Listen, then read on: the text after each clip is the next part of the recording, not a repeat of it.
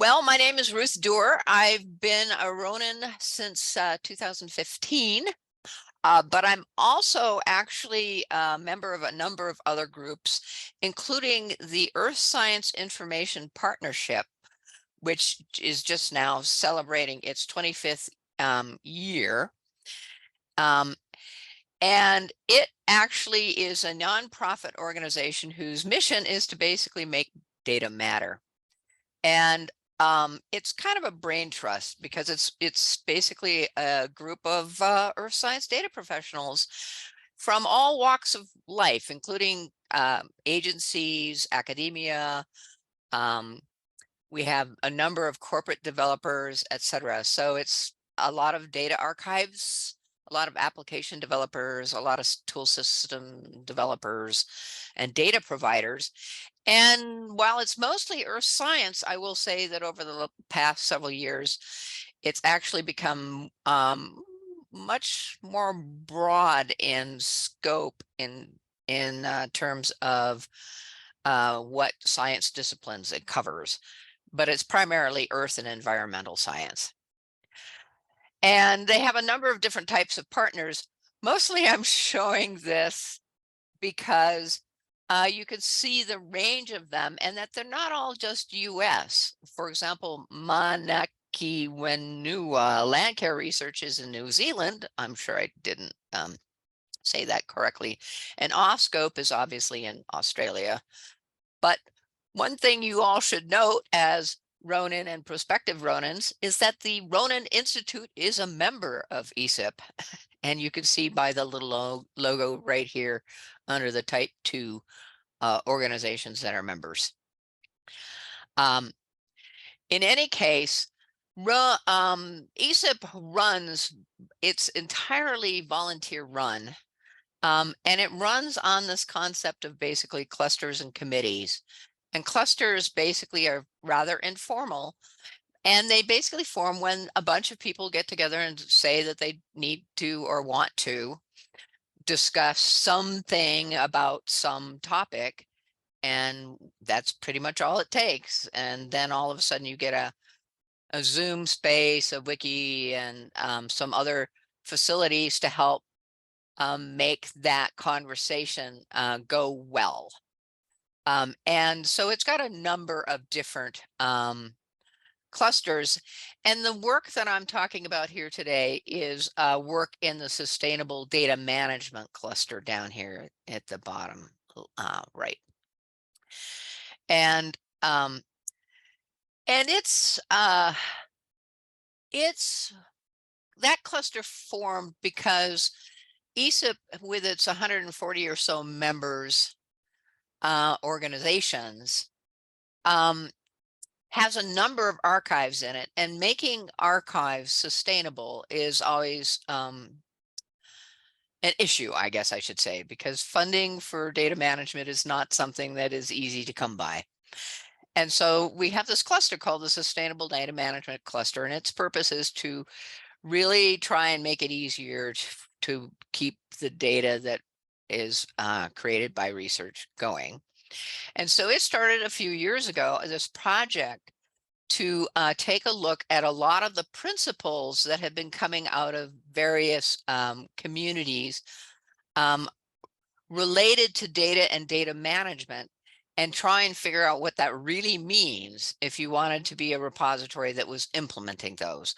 And so the three things that you may have heard of are the FAIR principles: findable, accessible, interoperable, and reusable.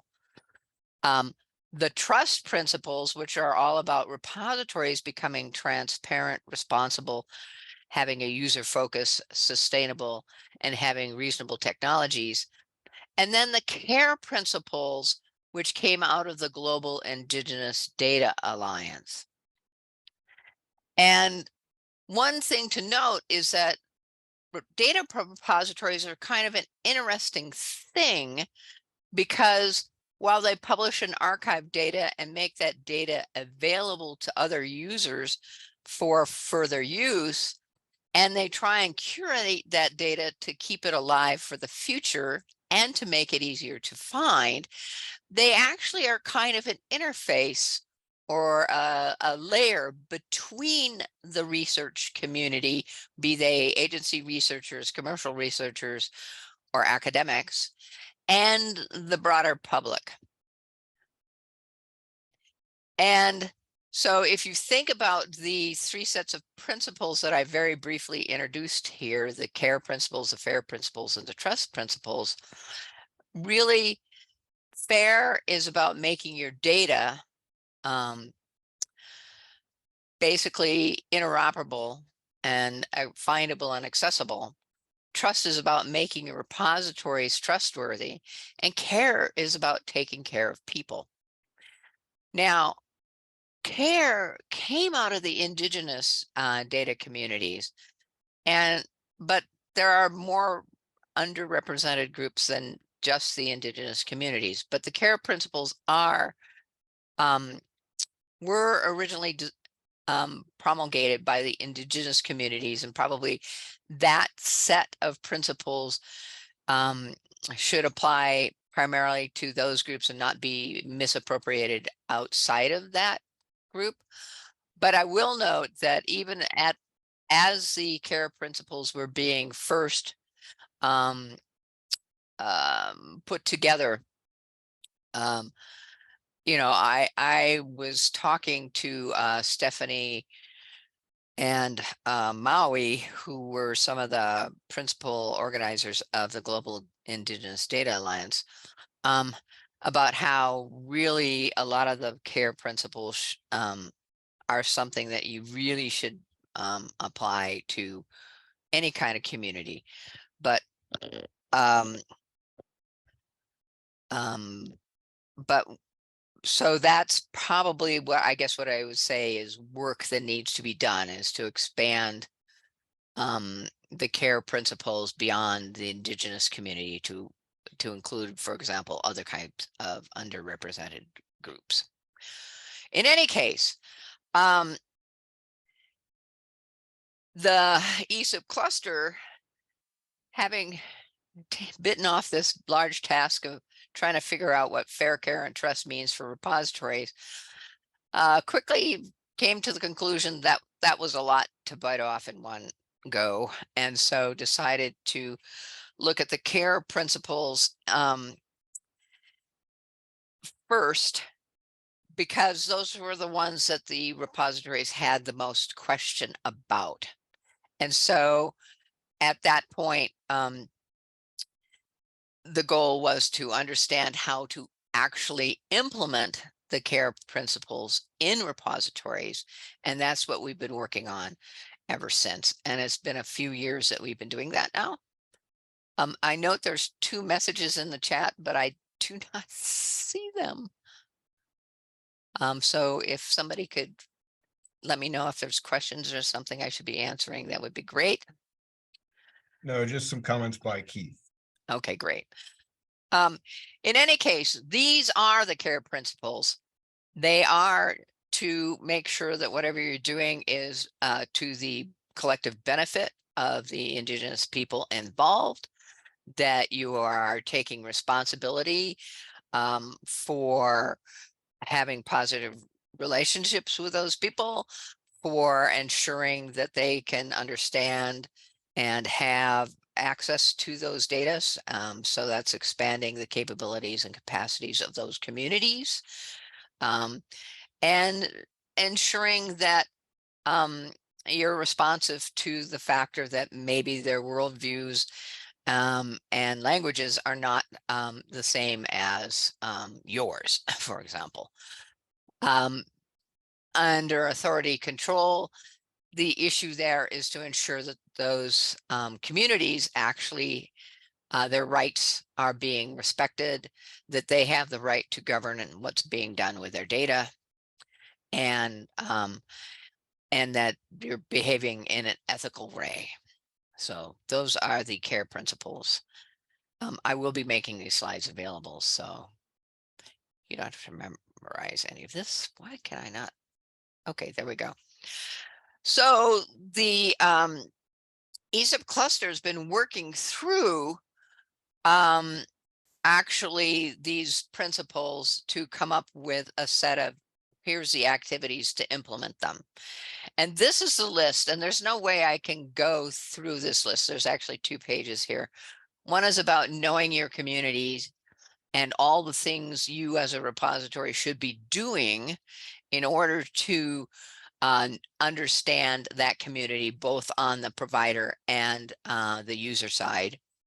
There's a number of things that you should be doing to communicate with those communities and perform outreach, and a number of things related to the kinds of protocols that you need to set up in order to ensure that the processes that you're using inside your repository are CARE compliant. And last but not least, as you might expect, there's always technical things that need to be done to ensure that you're treating the data appropriately. For example, that your metadata about your data actually is using community vetted vocabularies and perhaps community languages. And that if there are things like permissions needed from the community, that you're recording those permissions and associating them with the data, etc. So the whole thing here is all about making sure that you're doing what you've agreed to do with the community, that you've been working with the community. You haven't just flown in and decided to extract their knowledge and use it without their permission. And the process that we've been using to do this is that we've been working with the group that originally created the CARE principles, which are now under the Global Indigenous Data Alliance. And so these were specific people that we have had a variety of telecons with, Stephanie Carroll, Maui Hudson, etc. We're continuing to work with those groups. And actually, every time I put this slide up, the number of people on the slide has to get larger, because actually Stephanie and that crew have these are really the main writing type partners on this. But there's a much larger group in the background, is I guess what I'm saying.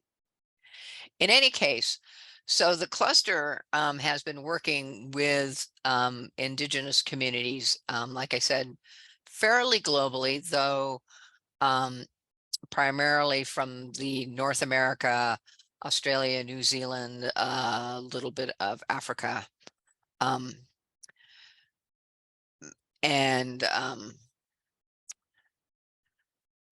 the Northern European groups on this.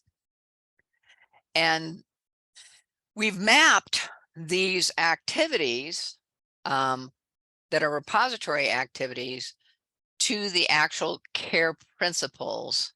And this is a draft of that mapping. We are in the midst of writing a paper that's documenting this.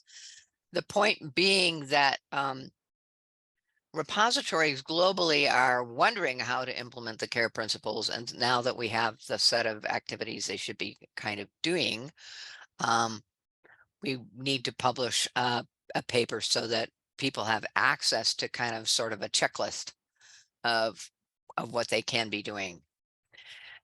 And so this is the mapping, and like I said, we're in the middle of a paper. And our next steps are we are vetting the mapping and the activities with the Indigenous communities we've been working with. We need to complete the paper and submit it. And I have to admit that the GIDA folks from the Global Indigenous Data Alliance really want us to create an interactive web version of this. And we'll see if we can do that or not. in any case, this is what the paper will undoubtedly look like. We're in the midst of writing it right at the moment. And we hope to publish it here in the next month or two. We will obviously publish it with a preprint first. And that is all I wanted to say on that.